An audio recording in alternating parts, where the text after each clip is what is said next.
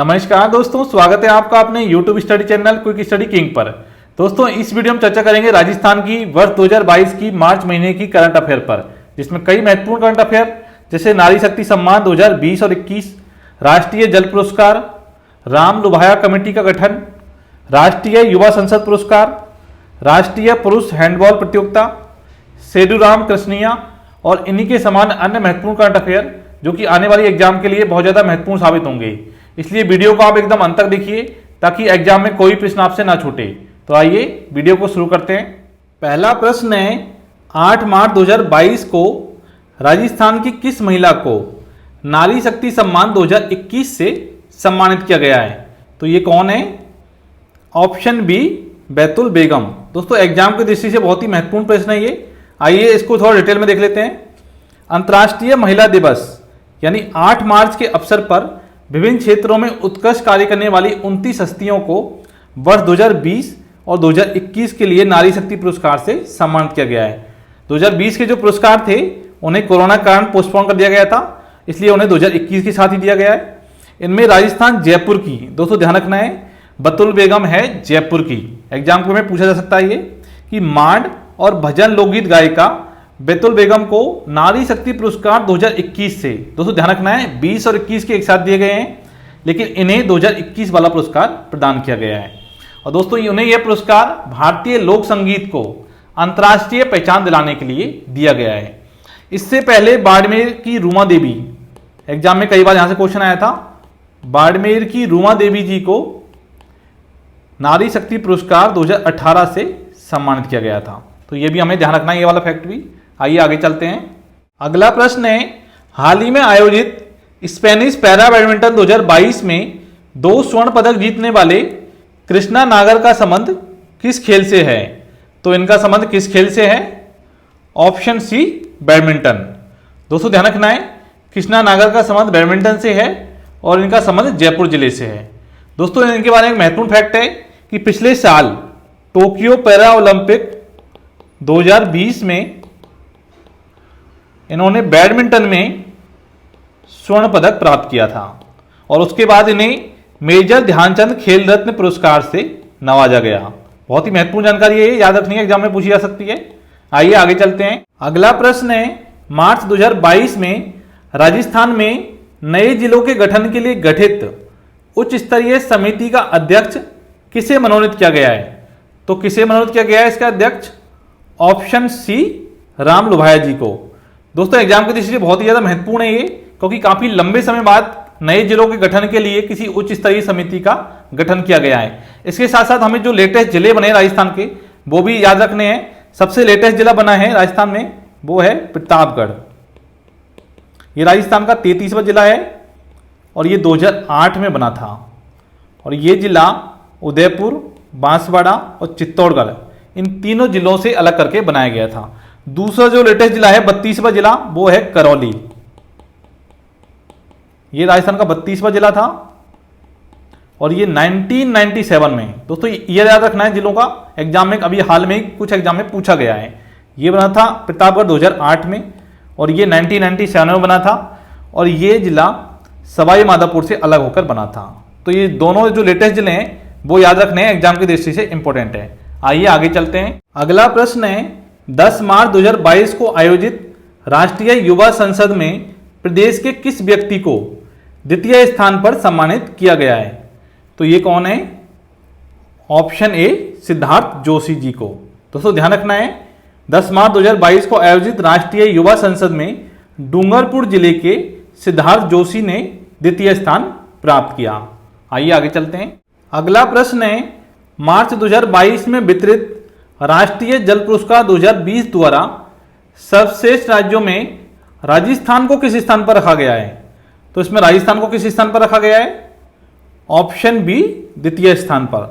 दोस्तों ध्यान रखना है, 29 मार्च 2022 को तीसरे राष्ट्रीय जल पुरस्कार वितरण समारोह में राजस्थान को दूसरा पुरस्कार प्रदान किया गया। इसमें प्रथम पुरस्कार मिला है उत्तर प्रदेश को, द्वितीय राजस्थान को और तृतीय पुरस्कार प्रदान किया गया है तमिलनाडु को। ये फैक्ट भी हमें ध्यान रखने हैं। आगे चलते हैं। अगला प्रश्न है, 20 से 25 मार्च 2022 को आयोजित राष्ट्रीय पुरुष हैंडबॉल प्रतियोगिता में सर्वश्रेष्ठ खिलाड़ी किसे चुना गया है? तो किसे चुना गया है सर्वश्रेष्ठ खिलाड़ी? ऑप्शन ए सुखवीर सिंह जी को। दोस्तों ध्यान रखना है, राजस्थान में जो ये प्रतियोगिता है 19 साल बाद इसमें राजस्थान को रजत पदक मिला है। आगे चलते हैं। अगला प्रश्न है 21 मार्च 2022 को पद्मश्री से सम्मानित राजस्थान के चंद्र प्रकाश द्विवेदी का संबंध किस क्षेत्र से है? तो इनका संबंध किस क्षेत्र से है? ऑप्शन ए कला के क्षेत्र से।